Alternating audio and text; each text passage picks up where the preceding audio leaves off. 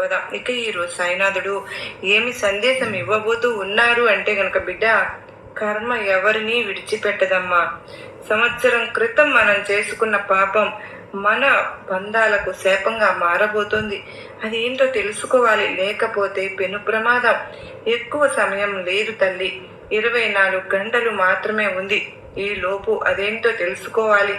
బిడ్డ, నువ్వు మంచి చేసినా, చెడు చేసినా, కష్టం చేసినా, నష్టం చేసినా, ఎటువంటి కర్మ చేసినా కూడా ఆ ప్రతిఫలం అన్నది మన బంధాలకు చుట్టుకుంటుంది, అంటుకుంటుంది. మన పేగు బంధాలకు శిక్ష పడబోతుంది, పడుతుంది కూడా.